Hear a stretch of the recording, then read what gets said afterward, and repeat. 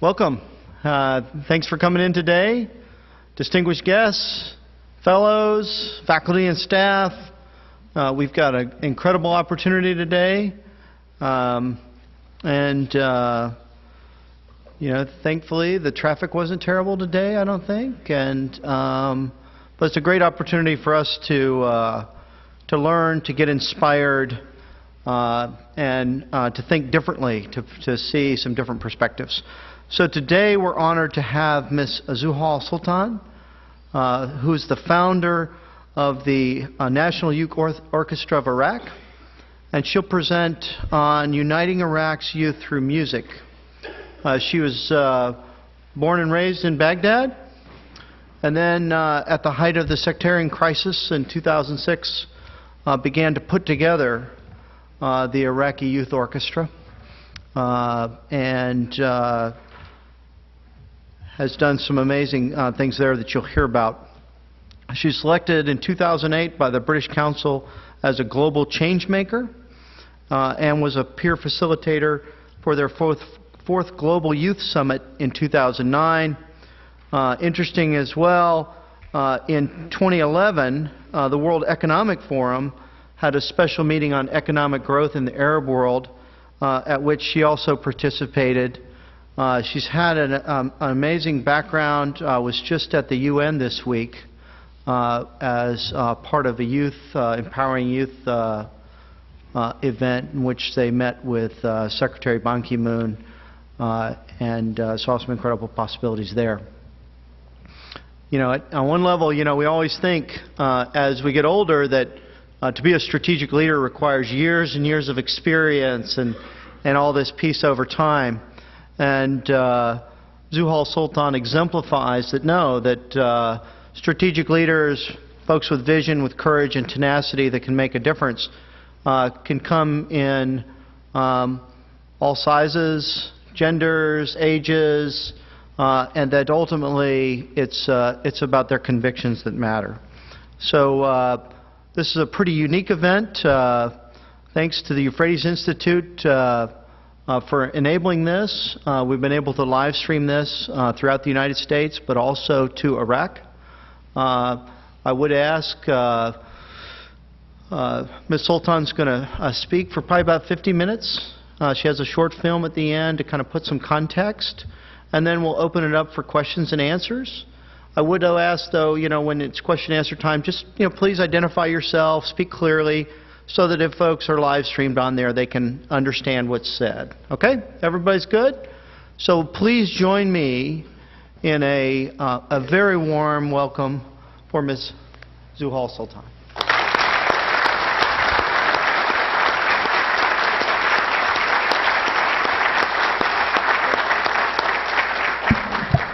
Well, thank you very much for this beautiful introduction, and thank you for the warm welcome, and thank you for being here. I know that there are some rival visitors in the city, and it's not always easy to choose. A little background on how the National Youth Orchestra of Iraq came into fruition, and I will give you a little background about myself. I was born in Baghdad and born and raised. I've lived there all of my life with the exception of the past 5 years where I've been studying law at the University of Glasgow in Scotland. My parents come from Mosul, which is now unfortunately controlled by Daesh. And my father, both are Muslim, they come from a Muslim background. One is Sunni and one is Shia, and we have some mixed Kurdish and Arab backgrounds in the middle. So I'd like to think that in essence, my background embodies the fact that people in Iraq can come together, quite literally. Born and raised, I will share with you some very embarrassing photos of my younger self. My parents come from a science background. No one in my family plays music. My mother is exceptionally tone deaf. She cannot sing properly. She does have no background in music. But at some stage, when I was younger, I found a toy piano in my attic, and I grabbed that and I played some music that I was hearing in the TV. And at that point, my mother thought, well, someone in the family has a talent, and I started learning the music. At the age of 9, I joined one of the most prestigious institutes in the Middle East for teaching music. And it's called the Music and Ballet School of Baghdad. These are photos of the orchestra. It teaches musicians aged 6 to 17, and it teaches academic subjects, Arabic, English, geography, science, up until 12 o'clock in the afternoon, and then it's music or ballet or any form of dance and music. That's the photo up until 2003, and that is the photo post March 2003. That state that the Institute has come to has made many musicians who taught at the school to flee the country, and some have felt danger, and some felt that they could not continue doing that particular job. Some of them had other jobs as well. They were teaching at another university for an academic subject, and so they thought, we will continue doing the non-music career. And at that point, my colleagues and my peers and I were left without a music teacher. And so for those who are a little more experienced, 12 years and over, have had to teach the younger students. And at that point, there was a big shortage of that particular aspect of life in Iraq, where it enhances the quality of life of the people living there. At that point, I was very privileged to join the Iraqi National Symphony Orchestra. It was established in the 40s, and it was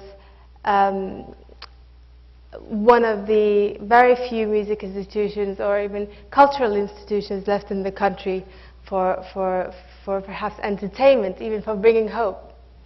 And in the height of the civil unrest in 2006, we held concerts. And these concerts were not publicly advertised, but were perhaps one person to another telling them that there is a concert in a particular place, and so if it's okay that you can show up. And I remember a lady who was a bit of an older lady came to me after one of these concerts and said, "We cannot believe that we're listening to classical music at this very particular time when there are such an unrest outside this concert hall." And she started crying, and she said, "That brings hope to the future." At that particular moment, this very sentence struck me. And for music, just as simple as practicing in your own home and then bringing people together to sit on one stage, could inspire that sentiment that hope is in the horizon,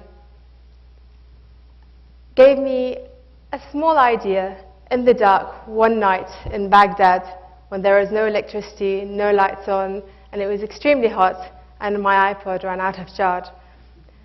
And I said, well, what if we empower the young generation of the country to spread that message, to create hope? Yes, the country is divided. Yes, we have different religions. It's a small country in comparison to many other countries, but the divide is existent, and it's there, and it's making hope impossible, and it's making the future very dim. So at that moment I thought, I have a tool, which is music. It has helped me. Unfortunately, my parents have passed when I was of natural causes when I was a teenager, and I found solace in music, and I found solace in my instrument. And I know that my fellow musicians in my school, or those who have been familiar with outside of the school, have used that particular outlet to escape their environment. So why not we all join together and escape, but also provide hope for the future? So I was 17, a female teenager in Baghdad. I only had an idea. and a very, very weak internet connection. And I thought, well, what could make an orchestra?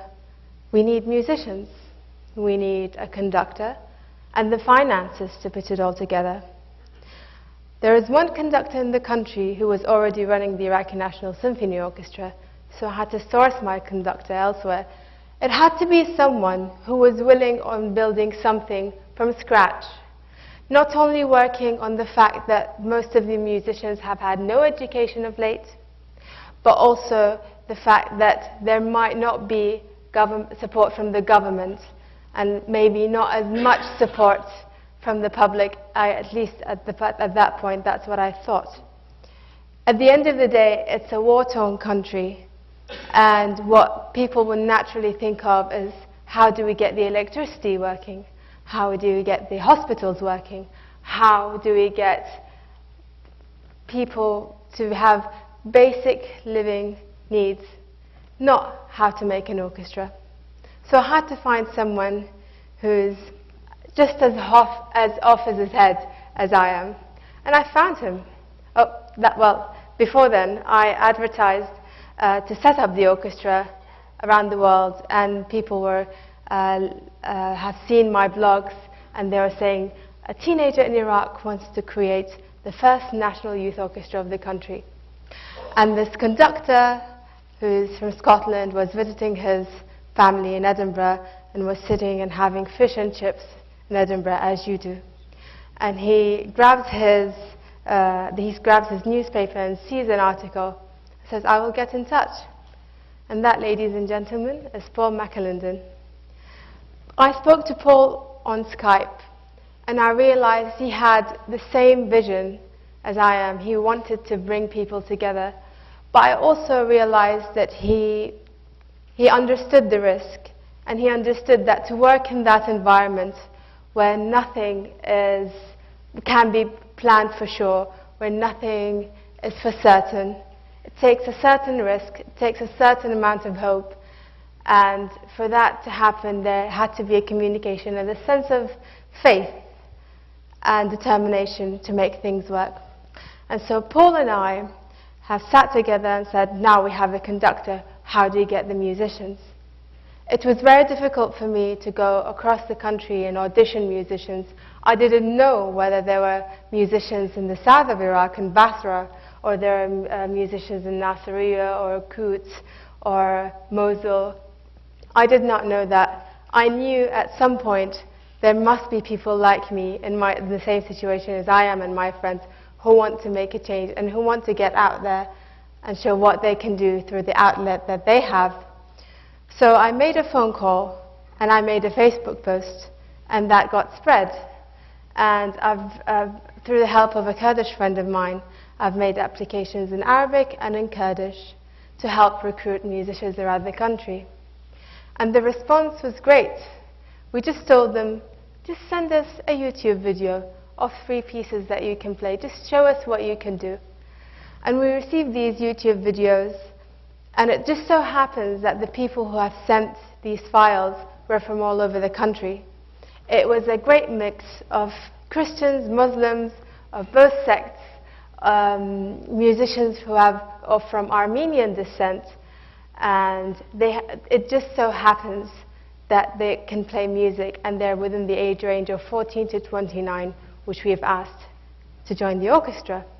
That was great. How do we get the funding to put it all together? I spent nights upon nights online asking people, telling them, Iraq needs music, please help the Iraqi youth. And I spent time going to the UK and have speaking tours, and I had people in the audience telling me, well, do you not face cynicism? Why do you think the country needs music? Do you not think the country needs something better than that? Something to help everyone else? And I said, I'm 17, I have this idea, I know how to do music. That's what I'm doing in my part to get things better. Everyone else who has within his capacity to make another aspect of life in Iraq better, perhaps would be inspired to play their own role if they see my success. And I was on Twitter one night and I came across the Twitter account of the Deputy Prime Minister of Iraq. I can tell you, even at this very point, I do not have much faith in my government. I'm sorry to say that publicly. And I could not believe that you can communicate to a member of our government through Twitter. And I actually said that to him through a tweet, and I said, I cannot believe that you are on Twitter. Thank you for being on this platform. And I sent him a link to one of the articles. The next day he responded and said, this is very inspiring. Let's have a chat. And he helped give the orchestra $50,000. It was such a surprise for me. I did not think I would get any support anywhere from the government. Unfortunately, you will find out later, that was the only kind of support that we've received. And there was so much in-kind support from the locals. We've chosen to get the orchestra in Kurdistan. We've had our first course in Suleymaniye. We thought it would be easier for the musicians to get together. We thought it would be easier for them. It's marginally safer, as you may all be aware of. And also, it was easier for us to bring musicians from the United States and from Europe to come to northern Iraq to help teach those kids, to help to get them up to a certain standard where they can come together and play. This is Erbil. It's a photo of Erbil, but for those of you who have not had the opportunity to be in Iraq, this is a bit of a taster of what the city looks like. These are two photos of the first day of the orchestra. This is some of the musicians meeting Paul for the very first time and then heading to the hall where they're rehearsing. The first day was a complete disaster.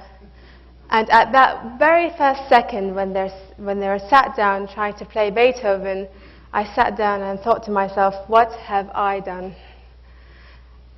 That's exactly what they looked like that very first day.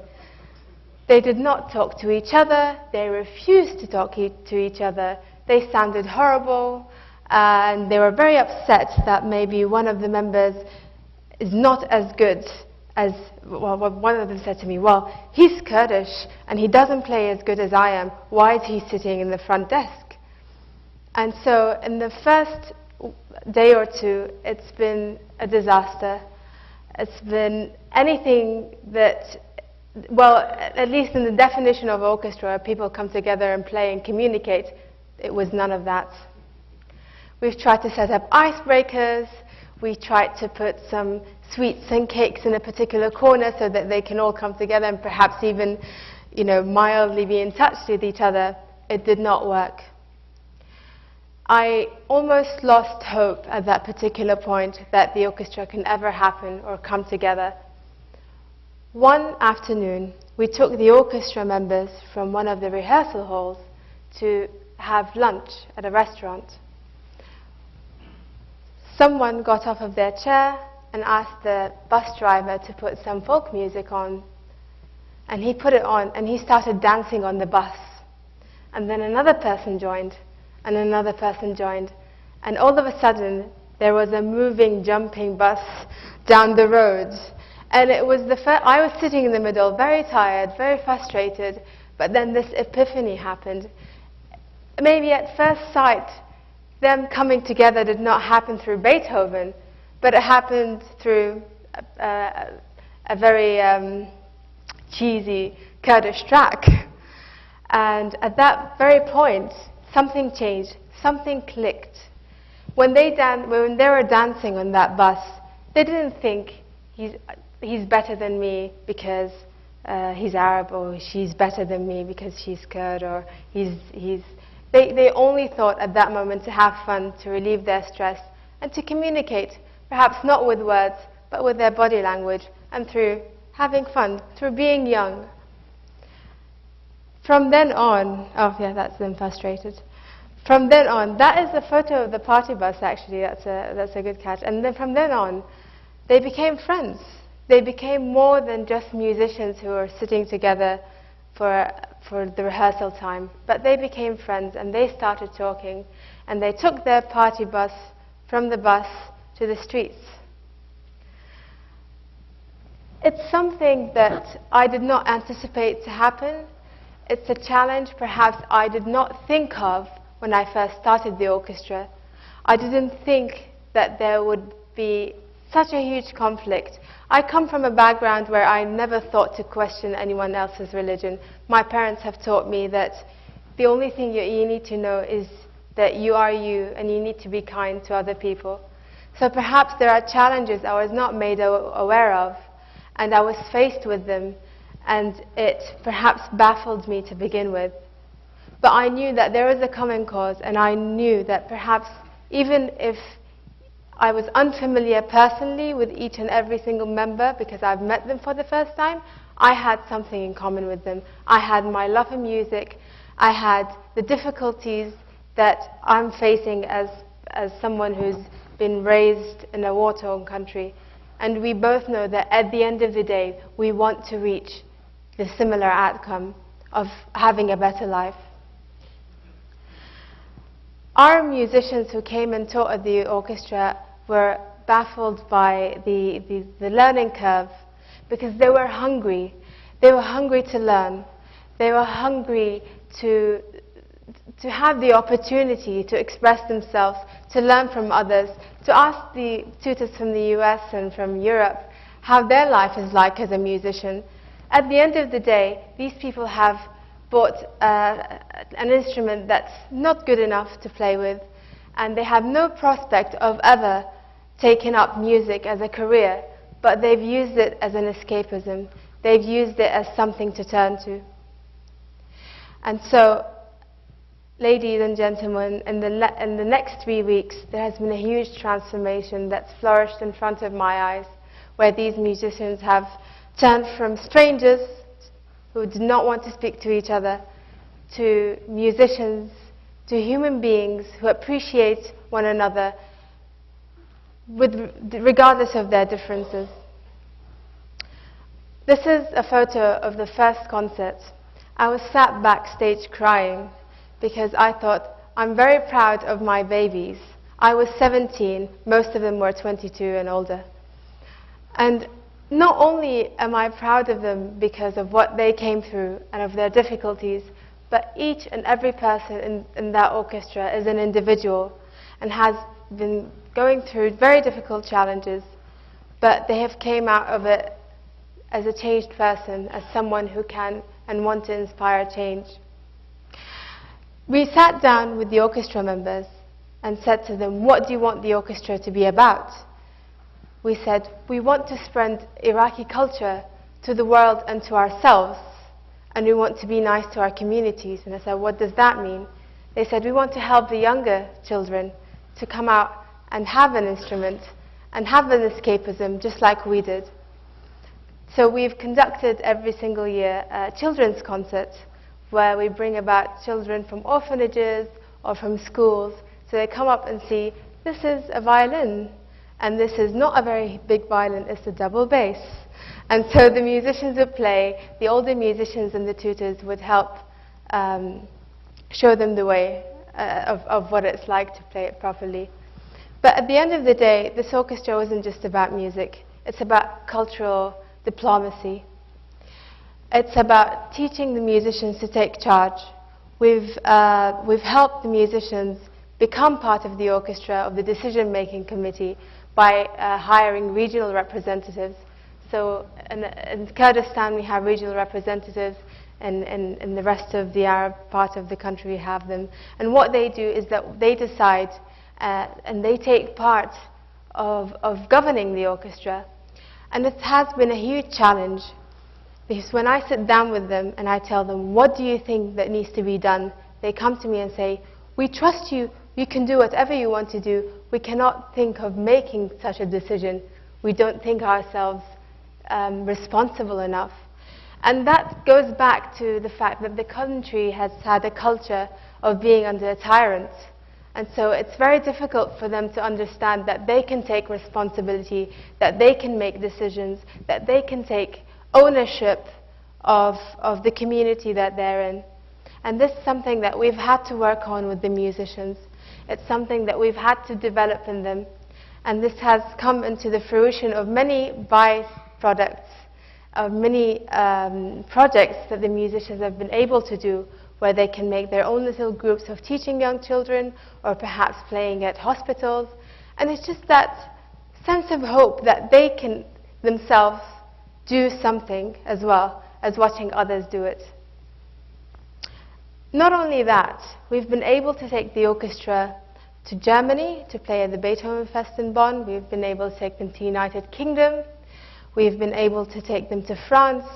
And within that, we've been able to incorporate some of these musicians who are, they have the same age, to come and play with the orchestra and have that cultural exchange, to see what it's like to be a musician somewhere else, to have normal circumstances, to have had a good education, but also to show these musicians that yes, there are young people in Iraq who play music and who want to play music and who want to live a better life and who also want to improve their living standards. This is a photo of the orchestra playing in Germany, and we've had the German president attend the concert. And it just has been an experience for these young musicians.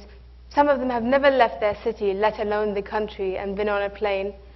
And so to portray themselves and to portray their culture in such a way that to give a positive image about the country, it's not revealing a positive side, but revealing an existing side. These musicians are not, we're not cherry picking them. We make the auditions so that the videos that are sent to a neutral member of an orchestra of a different country, they can pick the best, and we end up with a mix of students from different religions and different backgrounds. That's the reality of the country. It's a diverse country. It doesn't need to be divided by sects or religion. It needs to be united through their differences. And if we can invest in the young people of the country to focus on what they can unite them and to see from their perspective why is it that they think there are differences, then perhaps we can create peace. We can go to the root of the problem. Why is it that there is conflict? Is it because they're not understanding each other and not understanding the differences, not understanding that these differences do not mean conflict, has been a contributing part of why this orchestra has been able to perform together and to be a leading example in the country. We've even had people who've perhaps never spoken Kurdish, for instance. This lady who plays the cello, she comes from Iraq. Her family is very religious. Her extended family do not approve of her playing the cello, but her parents are supportive. And she sits next to a Kurdish cellist. And the first year she sat next to that lady, she never spoke a single word in Kurdish. By 2013, which was our last course, our last current course, she was conversing with her in Kurdish fluently. And I looked at her, when did you learn how to speak Kurdish? She said, oh no, it's just from spending 4 weeks every year. And it just shows that 5-6 years ago, this has not been possible at all. She may have not known that there is a person who had the same interest and the same passion for what she does, and now they're united by it. At the end of the day, these people have grown from being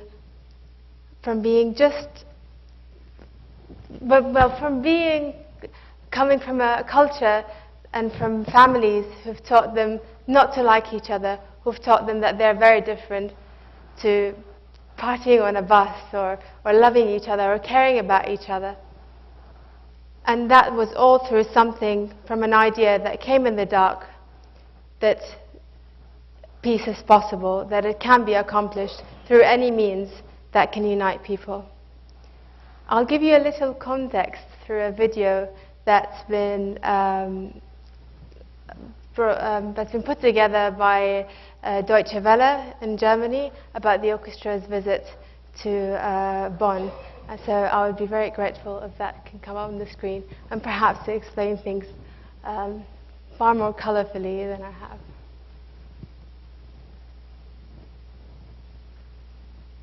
Music back to his hometown, Bonn.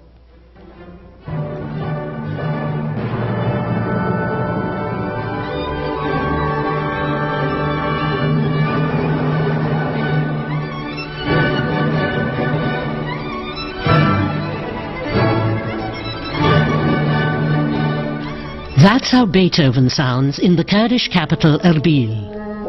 Music is gathering everybody with love and respect and peace. This is the most important thing. I like it because it's my passion.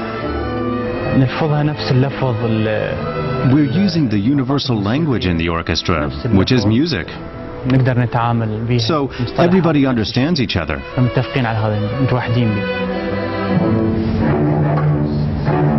The conference room in a hotel in Erbil. For 2 weeks they've been getting ready to travel to the Beethoven Festival in Bonn. The National Youth Orchestra of Iraq was founded 3 years ago by young Iraqi pianist Zuhal Sultan and British conductor Paul McAlinden.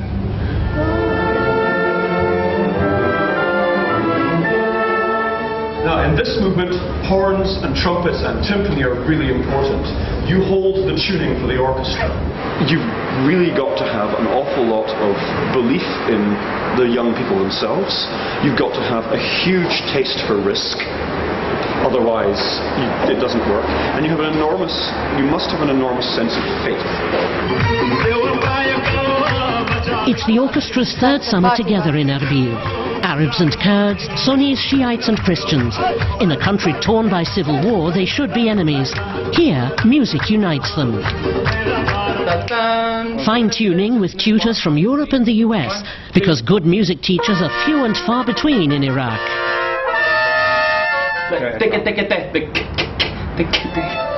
Most left the country because of the unrest. Many of the young musicians here are self-taught.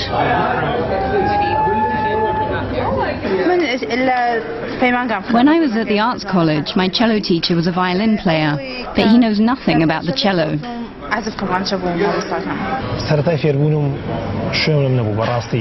To start with, I practiced at home.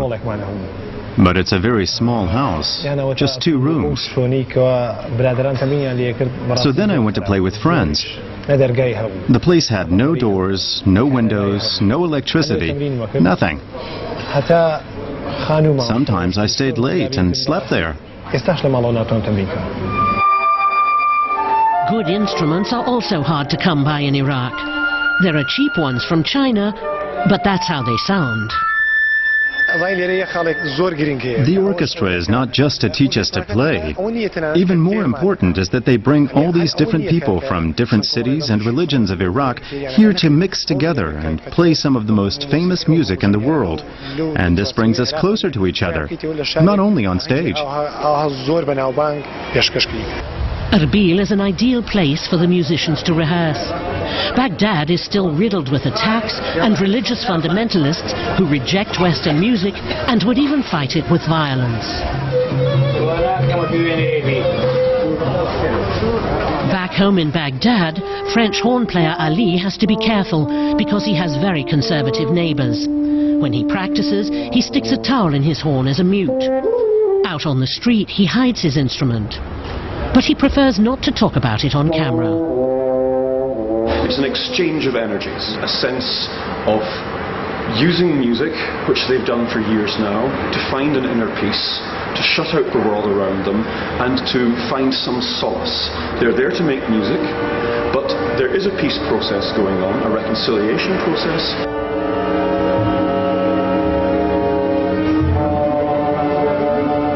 The next rehearsal, new music from Iraq, commissioned by Deutsche Welle.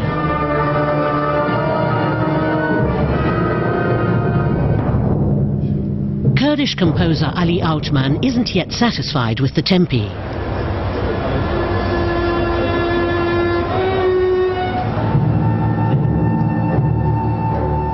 My piece called Invocation, it's praying.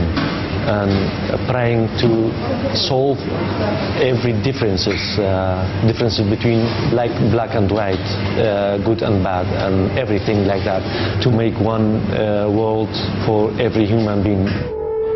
The piece combines Oriental harmonies with Western classical elements. In addition to Beethoven, Iraqi music will be heard in Bonn.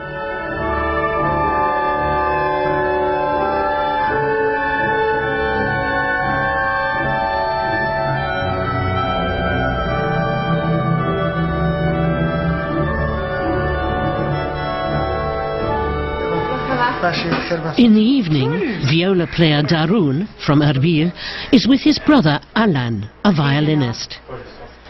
The two are the only ones in their family who play an instrument. Their late father, a painter, encouraged them to make music. Every time I play music, everybody in the house gets tired. But what can I do? It's what I want. I have to practice hard to be accepted at the youth orchestra.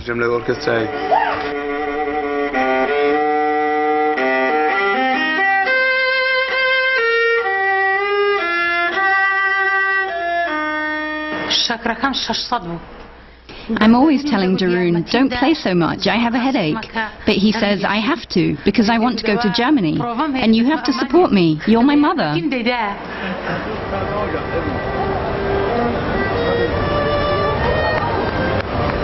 The dress rehearsal for Bonn, a public concert in Erbil. Security is tight in front of Saad Palace.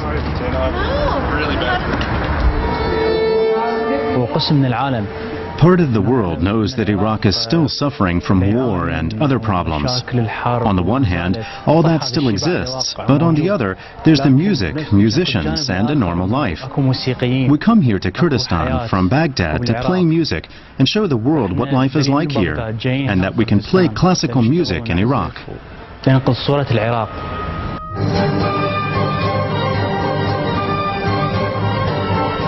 Another piece in their repertoire, Desert Camel, a work by Baghdad-based composer Mohammed Izzat.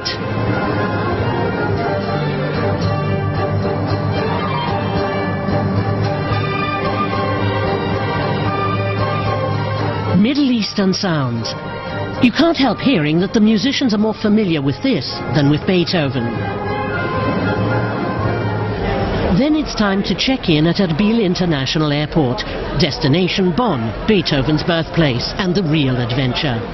On October the 1st, they'll be playing for a very sophisticated audience. I'm not excited and nervous and scared yet, but I think with the orchestra I will be. When we walk out into the Beethoven Halle and they look out to the audience, I think that will be an incredibly moving moment for them.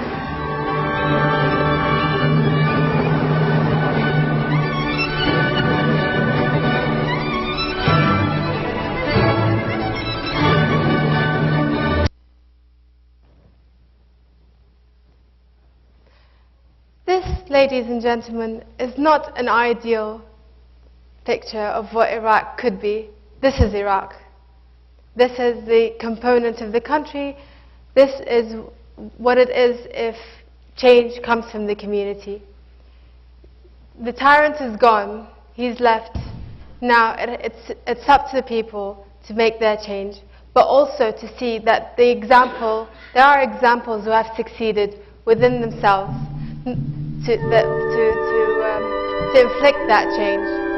So for that reason, I hope that this will give you an insight of what could make a country a better place. It's its people, and the people who want to make the change. They have to want it enough to create that change. And for that reason, I hope that this will give you some thought in thinking what could be done and how do we approach peace from a different perspective. Thank you very much for listening.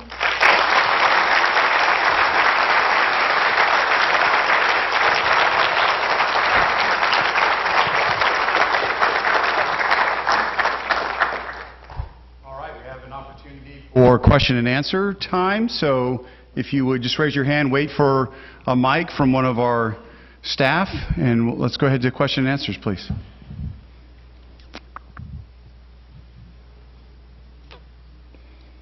Well, I will ask the first one.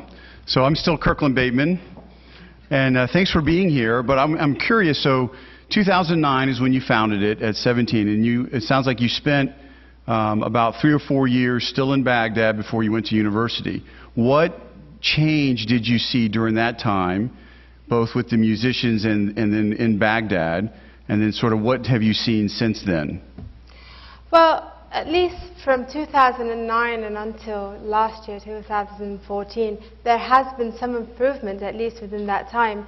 And we were actually thinking that it could be possible for the orchestra to play in Baghdad, to have a concert. We have never had a concert in Baghdad at all. Logistically, it's very hard to bring the musicians. Some of the Kurdish musicians are afraid to go to Baghdad. And also the tutors who come in and teach the orchestras, it would take a lot of funding to have security for them to accompany them during the time.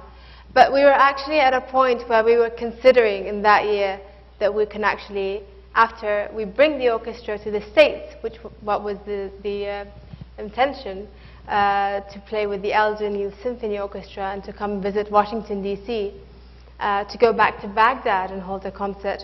But that, because of Daesh, just fell through 3-4 weeks before the tour. The musicians were devastated, and so was I, but not for the reason that this hard work is all off, but because these musicians, that's the only thing they look forward to during the year. This is the only thing perhaps some of them would say to me, we live for. And for that to fall through has made things a lot worse. I have a musician who lives in Mosul. He's a violinist, and he had to leave his home. He had to leave his belongings and escape the city. And I phoned him the other day and I said, how are you feeling? He said, I'm really sad. I left my home. I grew up there. I went to school there. But I'm still practicing. I said, really? And he said, yes.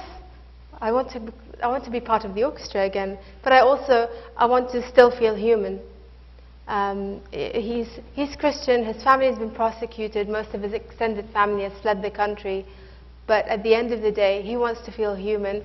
And most of the people, well, everyone there is a human. So I think the change, the improvement that we've seen was really hopeful, but Daesh came and broke things away. Thank you. Everyone here? Thank you very much for such an inspiring presentation. Captain Abdulsalam Rawas, I am from Oman, from Sesa College. The question is, how do you look to the group when you are away in Glasgow? And did you plan like another leadership there? Did you think of the future? Is there any plans for the future? Thank you very much. Thank you. Well, I started this orchestra with a weak internet connection. I'm running it through a better connection in Glasgow. It's still the same. We still conduct our auditions online and through YouTube. And you know, it's the young generation. They live in Iraq, but they still have their phones and they still have their Snapchats and Instagrams, and that's how they've been staying connected.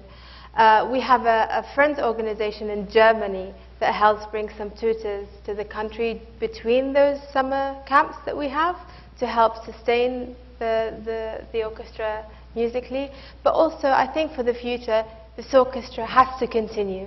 In a sense, it's not just a music institution. It became a political message, in a sense, and it became an outlet for these young musicians, for these young people in the future generation of the country to practice leadership and to lead by example.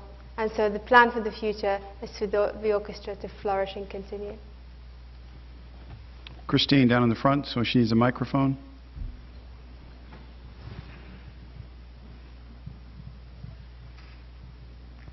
Hi, Christine Gibbs with the National Nuclear Security Administration and a counterterrorism fellow here. Understanding that you have brought the orchestra to many different countries to play with other musicians there, have you ever had someone from another country join your orchestra? With the exception of the musicians that we've performed with from the Edinburgh Youth Orchestra or from the National Youth Orchestra of France, who we've selected to be part of the orchestra for that particular time, no. But in the States, we were hoping to perform with the Elgin Youth Symphony Orchestra, and the kids were very excited to have our members there. But we've not brought in another musician from another country to be part of the orchestra. Yes, sir.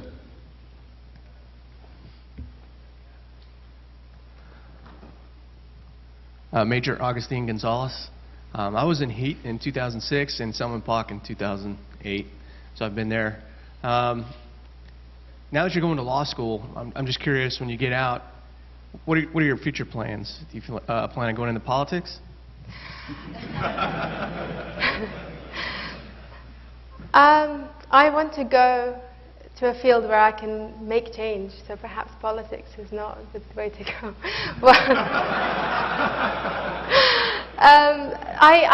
I've chosen law for a reason. Coming from a lawless country and then going to a country where law prevails has made me realize how important it is. It's weaved in the fabric of life, so to speak, and sorry to be cheesy, I do love law. And I want to go back. At some point, I've lost hope of actually going back as a female and becoming some leading law figure in the country. But yesterday I was at the State Department, and I was made aware of these programs to bring Iraqi commercial law up to international standards. And all of a sudden I was at the edge of my seat and I said, yes, that's great. And it gave me hope that there are people there who wants to uplift the law of the country, to make it to a point where it's paramount. As perhaps some of you or most of you are aware of, it's a tribal culture. So for peace to prevail, there has to be a prevailing law. And for that reason, I hope that I would use my knowledge in the future to go back to the country and make some change there as well. Back in the back there.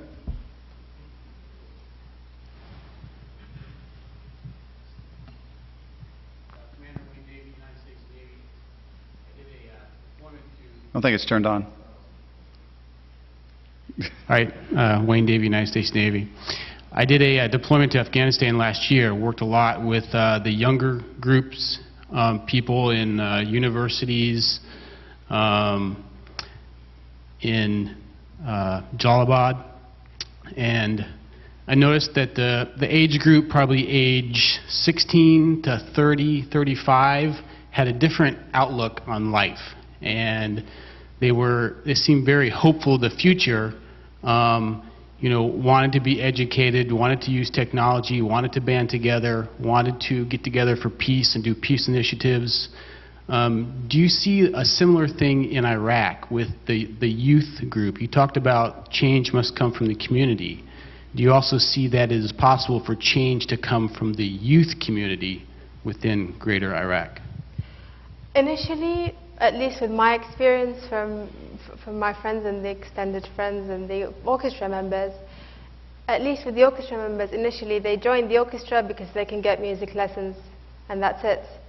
But then they saw that there's something more that can come from that, and they saw the project progressing. And that's what I'm trying to convey with saying they have to see change from within the community. They have to see that someone who's their age, perhaps, or closer, who's lived their circumstances, have been able to achieve something. Otherwise, it's an environment that's very difficult to work with. At least as a female, 17-year-old, something with an idea, it was very hard for me if I didn't have the international support and the outlet to use online campaigning. It's very easy to get discouraged, and it's very easy to feel crippled by the situation that you're in, thinking that you can't change and that's it, you are doomed for life, as to speak.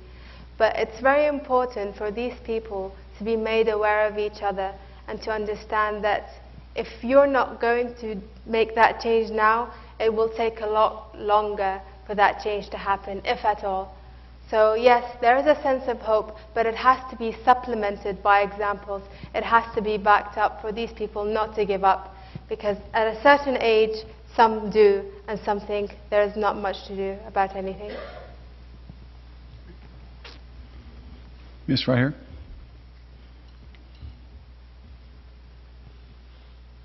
Well, also with CISA. I got a two-part question. One's music, one's political. I understand non-attribution. For the first part, so it's classical music and it's Iraq, and your presentation and the video sort of hit on it. But why music? Being an Iraqi woman, why not women's rights or education or perhaps dance that's been there for thousands of years? You know, I know it touched on it, but what's the deep reason of music? I am a musician. It's very simple. That simple. It's what I knew at the time. Yeah. It's what I could use. It was my tool, so to speak.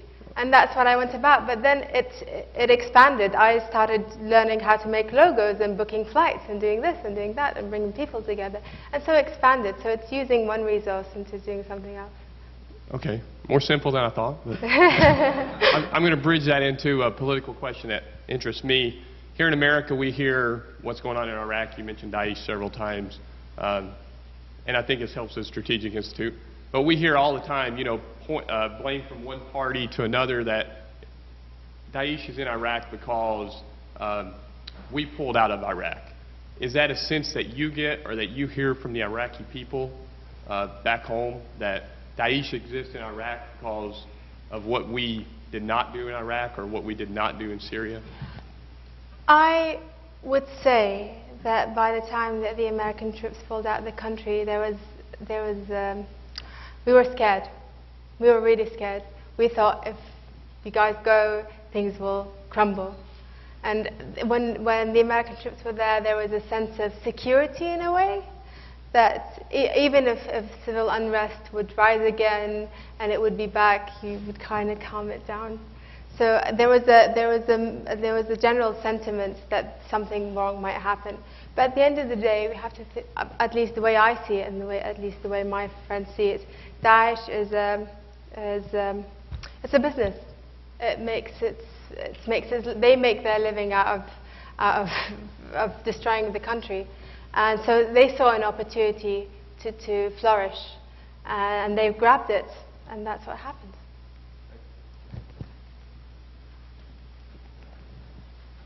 Other question? Yes, ma'am, right here. There's a microphone coming from behind. Cynthia Schneider from Georgetown University, and please forgive me, I don't want to ask you to repeat yourself. I'm afraid I came terribly late because I came from very far away, and it's a bad day to go anywhere. But I didn't want to miss this. I wanted to ask you just some more specifics about, you mentioned that this had evolved from a musical institution to a political institution, and I mean not literally institution, but it had a political side. I wonder if you could talk even specifically, and forgive me if you've done this already, about some of the members of the orchestra, what their future is going to be like. Do they want to stay as musicians, or does this give them the impetus to take different kinds of leadership roles, or what happens to them when they're no longer in the orchestra? Well, I would like to say one thing, that this orchestra has helped at least raise awareness of musicians existing in the Kurdish region. The regional Kurdish government has revived some of its music institutions, and so some of them are having an outlet actually to be a professional musician in a tutor. But some of them are also doing change in their own communities. One of our musicians was a professional footballer before he heard flute playing in one of the movies and decided, I'm going to buy it and learn it. And then he played at a stage in Beethoven Fest in Bonn 3-4 years later. So he's actually not only teaching young musicians for free, but he's also starting sports groups to help those who, the younger children, to develop a talent, to develop a hobby that they can focus their energy on.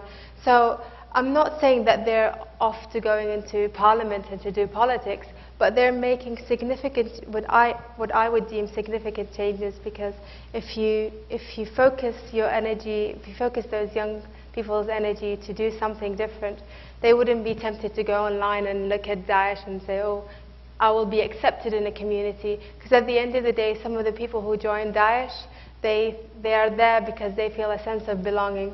So to create a sense of belonging in a much peaceful environment, it takes away from the resources of Daesh. It makes it difficult for them to grow.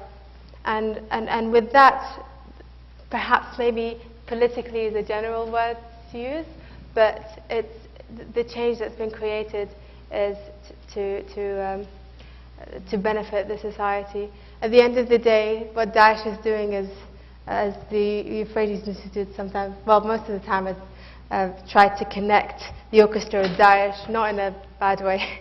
Daesh is recruiting young people to be terrorists, but through online, through social media, and my orchestra is doing that so that it recruits people to come together. So it's using the same avenue to make different things. Other questions?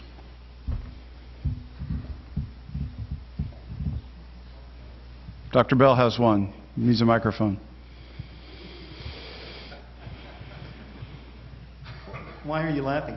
Hey, Dr. Mike Bell, thank you very much. I would like if you could share with the group, you mentioned earlier some of the pressures you had from some of the donors and how they wanted you to characterize the orchestra, and then ultimately the vignette you had about the orchestra members on how they saw themselves. Thank you. Well, at some point, every year actually, we try to reach to the government to ask them to help get funding for the orchestra and see, look, we're doing cultural diplomacy, we're bringing people together, we're teaching them music. Why can't you see that this is very important? And we went to London, we had a concert there, and some of the officials came and asked me backstage and said, look, this is $20,000. We'll give that to you if you can say to the media that this is a full Arab orchestra.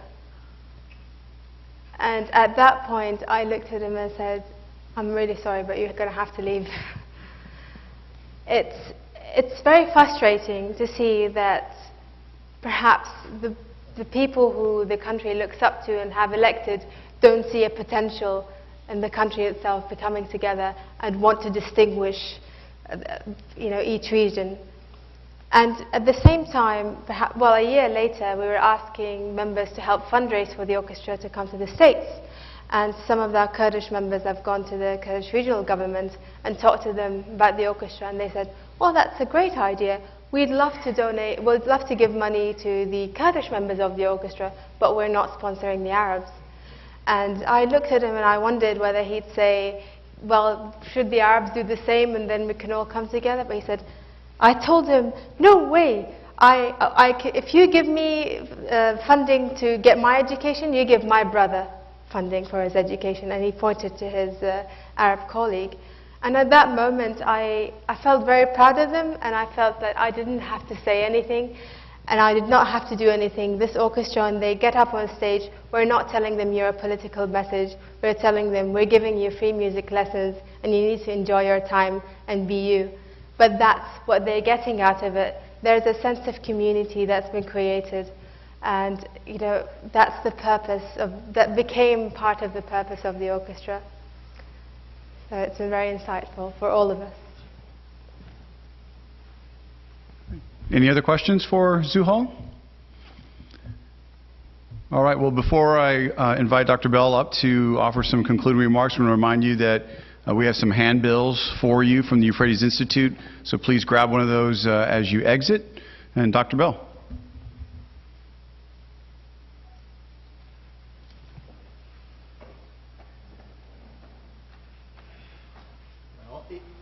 First I would like to say, let's give Ms. Sultan a huge round of applause.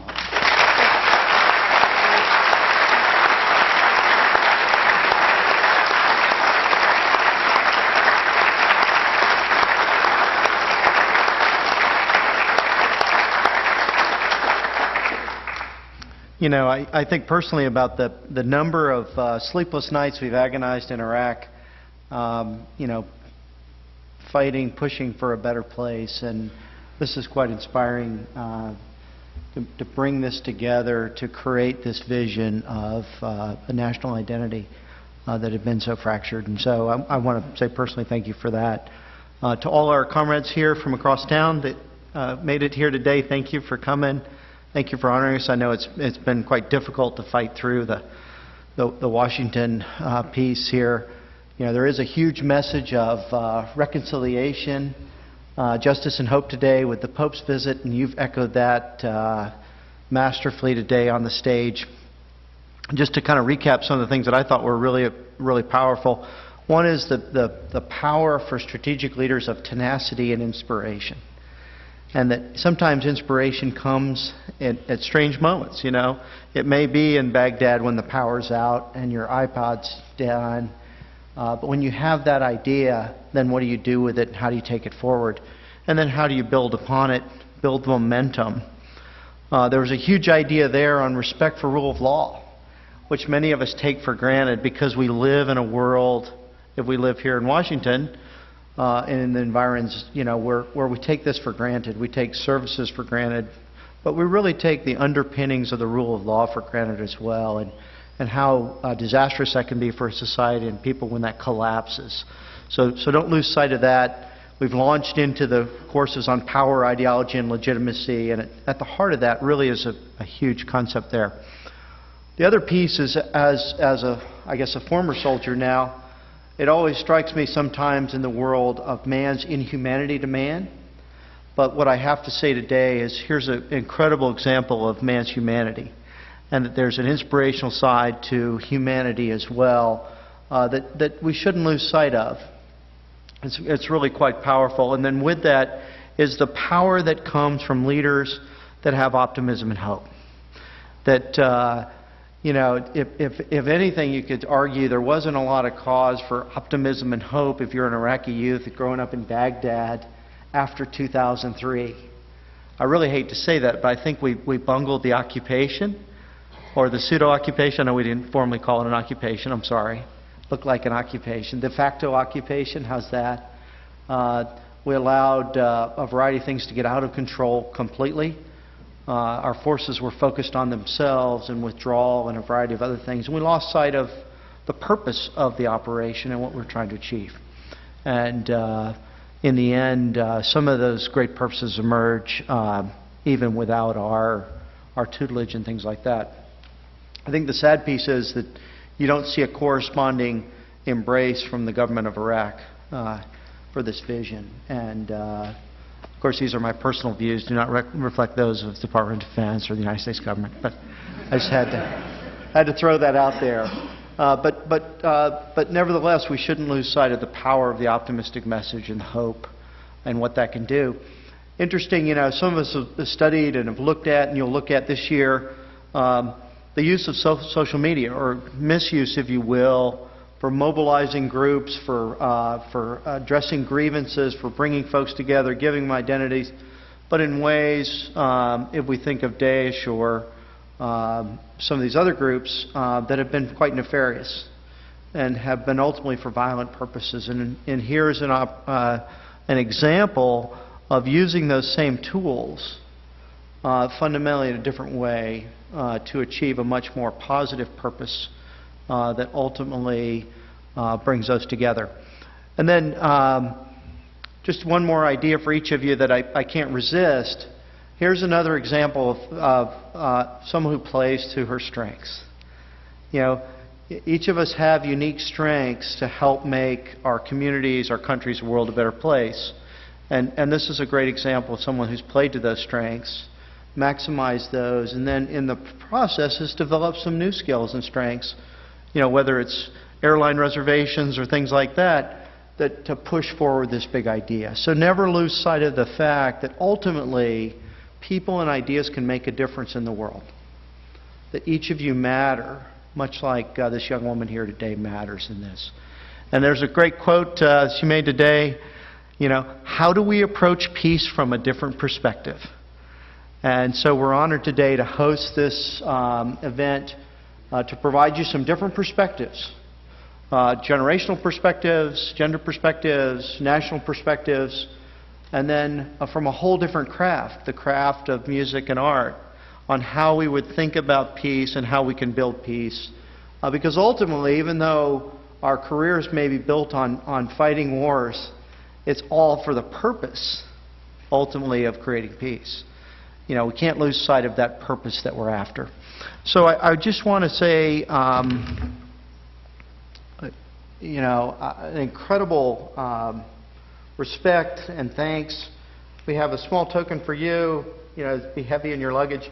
But as part of the United Nations initiative on women, peace, and security, the administration also issued guidance through the Department of Defense for all the senior colleges to try to find ways to bring in understanding of women, peace, and security into our colleges. And so today, as part of that initiative, you know, you've broadened us all with that. There's a beautiful book on women on the front lines of peace and security, which indeed you've been, with a foreword by then Secretary of State Hillary Clinton and Leon Panetta. But I hope this brings back some great memories of your visit to Washington and the minds and the professionals that you've influenced here today. So please take that as a oh, here, wait, we've got to get a little photo here.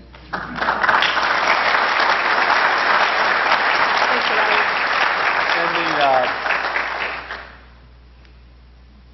just have, so you may not have many of these, do you? No. Okay, so look, small history, real short. So, you know, back in the U.S. Army about 40 years ago, like in the 1st Division, we used to have little German Pfennigs in our pockets.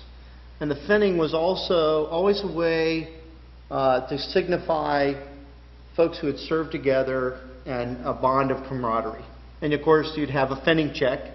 And if you didn't have your Pfennig, you were naughty and you'd have to buy the next round of beers. And of course, if you were called out and had your Pfennig, the person that called you out that would suggest that you would leave without your Pfennig was, of course, the purchaser of the next round of beers.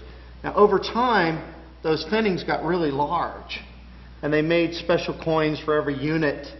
And you know, Germany changed its currency, and it doesn't have little Pfennigs anymore, so you couldn't use those. And so instead, by the time of the first war with Iraq, we started to have coins made for each unit. And the commanders would give out the coins to do two things. One, to honor the folks that were in the unit that had done exceptional things, and then also to thank the people that helped make the unit better. So here at CISA, we have a mission of trying to build a network of national security professionals and military officers from around the world that, facing these complex challenges, can make the world better. And that's our task, in our small way, to do that.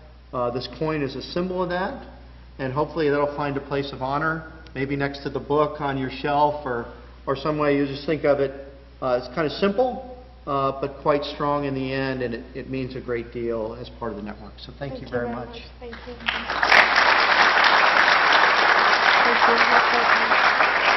So, one last round of applause for our guests.